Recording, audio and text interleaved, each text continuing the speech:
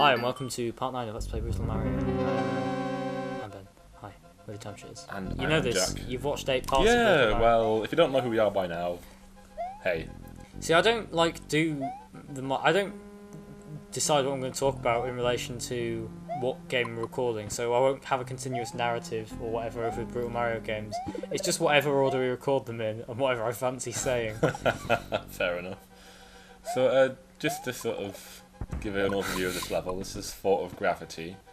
And it would have been a surprise to Ben that the gravity is being intensified for this level, which means I have to run at full speed to make even the smallest That's of the ledge highest jumps. you can jump. That's as high as I can jump.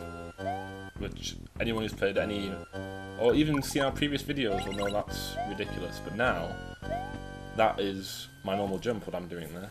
That isn't a run jump, that isn't a power jump, that is just how high I jump now, because the gravity has been significantly lowered.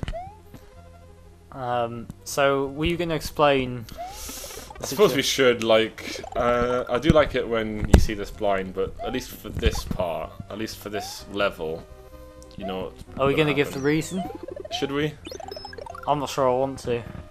Basically, we were recording... We'd recorded about half of this commentary. And then something happened. And then there was an event which meant interrupted us, and this is just adding to the gay stuff, isn't it? I think either way, it would, like, the uncertainty is gonna make people say gay, and the there was a big spider and we got scared. It was huge. Well, it wasn't as big as that other spider. My house is full of spiders at the moment. I don't like it. I realise this sounds incredibly wimpy, but the insinuations were worse when I said them out loud, so. Alright. But anyway, this is, the gravity gets reversed here, which is what I thought you were going to get in the fort, and I managed to preempt it beautifully. There's no fly zone there, as there's like a feather struck through on that sign, in case you missed that. But it's good, because we were saying in an early video that he's designed levels so that, for the most part, you can't fly over them. At least, I mean, that would ruin this whole gimmick if you could, so I'm glad he's sorted that out. I haven't tested if it actually works, but I've got faith that it does. So. Let's do this custom boss. Now, there are feathers there, but I'm going to choose to ignore them, because I just like not having to worry about accidentally having that kind of like enhanced jump, which really screws up the timing. Yeah, so this reminds me of, what's it called, Boss Dumb Drum. It is him. Okay, but I think there's a tribute to this type of character in Banjo-Kazooie, because there's the big crate boss in Rusty Bucket Bay, whose name escapes me. What's it Big called? Boombox. Yeah, I think that's a tribute, because that's more sort of an endurance thing as well. Of course, best way to beat that boss, gold feather charge. Oh yeah. As we all know, never use eggs, that's a waste of time. Never use eggs. Well, I used eggs.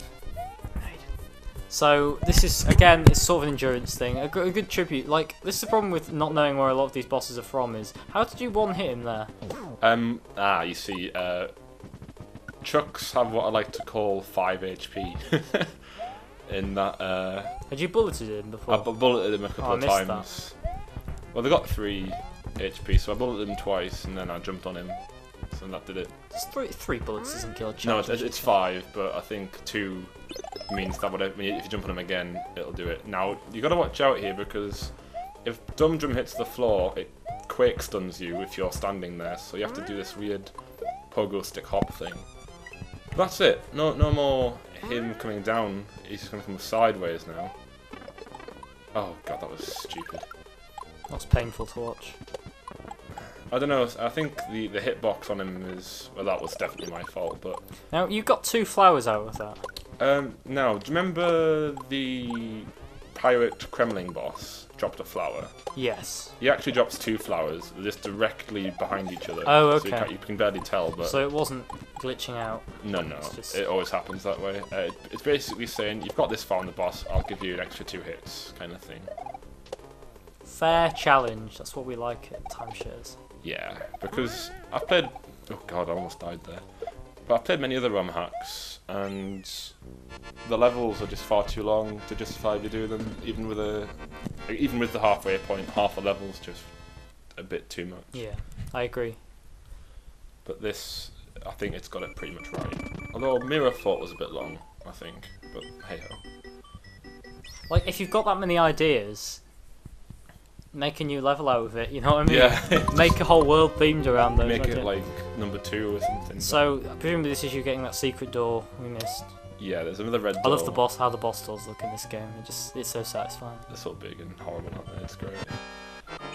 So if you keep the gravity going up, we can face these weird pumpkin spike things. Would you say pumpkins? Yeah. Yeah. Jack-o'-lantern. Jack-o'-lanterns, yeah.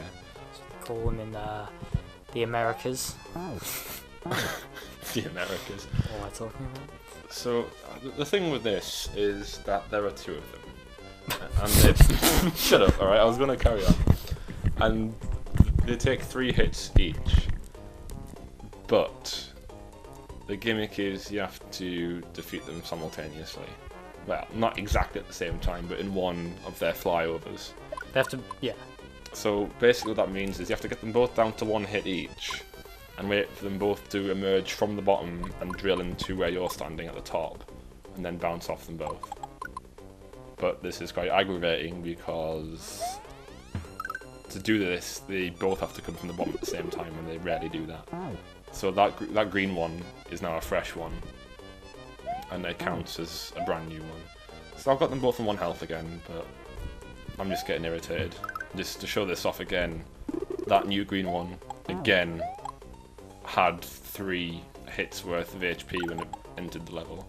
And you can't hit them from when they're going like towards the floor, like to the bottom. I mean, because it doesn't work that way. I can think of 2 ways to like sort of balance this out. One, well, actually 3. One, remove the timer. Doesn't need to be there.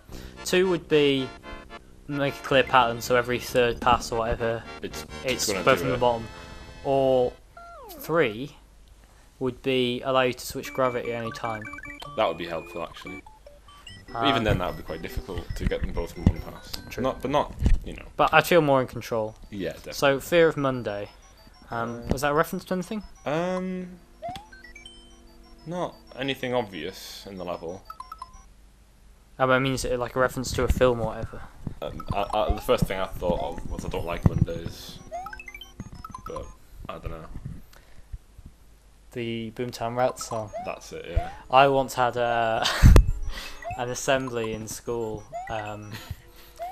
where Carry on. there's more to the story than that. My school wasn't that bad. Where having an assembly is a big deal. A big deal. But my head of year, so we had our head of year and he'd do like a talk on, bullying or drugs. Something.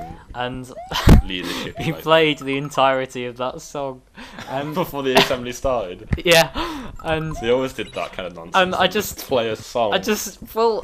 Like what? The whole thing, like to this day, I can't remember what the moral was. Like, what's the moral? Like, oh, if you're a bit annoyed, don't go in and kill everyone. Like, Mondays aren't that bad, kids. Like, it made me laugh. So, in the true sense of Ghost House style, this is a big puzzle level.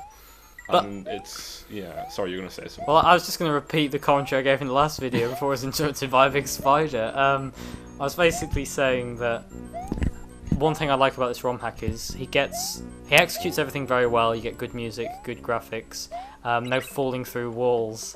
I'm not bitter about that. Watch our Mario's Demise ROM hack. You'll see what I mean. But it also gets the essence of the levels. So his ghost houses are puzzles. Like, that's the point of them. And there's a lot of red herrings and options, but they loop, so it's not like, didn't know. Dick move dead. Yeah, exactly. And the castles, because castles are generally where you get the most gimmicks in Super Mario World. Yeah. So the gravity thing could happen, that's even in the early Mario games, you have you have to guess the right routes. Okay, so this is about where we got up to before the incident. So I do need this feather. Nice blocks from Super Mario Bros. 3, by the way. I always liked those blocks, very aesthetically pleasing. I liked in Sky World when you got the castle made out of them. That pleased me, which is basically what that was. What am I doing here? Okay, yeah. You have to go, presumably, you have to P-switch some stuff.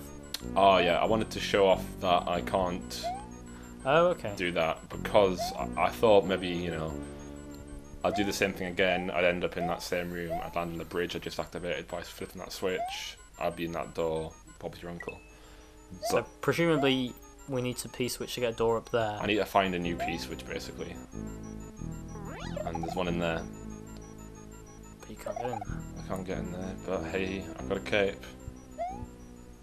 And I can get through there. Ah. 'Cause that was blocked before. So if that was pink, you wouldn't be able to get in. Yeah. Okay, so actually that switch is completely arbitrary, or does it affect things later? Because obviously if it was yellow... Well, all it does... All it does is, do you know when I fell before to where that switch was? Yeah. There was a door, but it was suspended on nothing, but where those yellow blocks would be now. Yeah, okay. But I can't obviously get back up there once I fall because I'm blocked by them. Oh, I see. Okay. So I need to fall from the top. So in order to do that, I need to get 2 P-switches, but the P-switch I would have got originally from on the far right of the level is blocked off, so I need to find this. So, well designed. This isn't actually as dickish as it looks, then. No, there is actually a linear way of doing it. You get a real good sense of discovery from doing this level, and I really like it. In related news, Norton 360 is currently performing background tasks. Is this Norton Cooper Jr.? That was the... Taxi for Marshall. That is possibly the most involved pun ever, but this is interesting. Are we going to get a bonus game? We're going to get a bonus game, and now I know that it's like Samurai Kirby. I'm going to do my best with it and play So it. Samurai Kirby with Mario, what would you call it? Samurai Mario? I was going to call it Mario Kirby. Idiot. So, react. Did it in 20. That's fast enough. Cut Kuba's head off. Beheaded. Now I've got Chuck. Failed. Bowser. Old school Bowser. Nah. But I get my my extra lives for that. That's and so good. He's a good sport, and I really like that as well. I think that's very well done. Once again, kudos. So, we'll see the Green Switch Palace then in part 10. See you then. What a load of shit.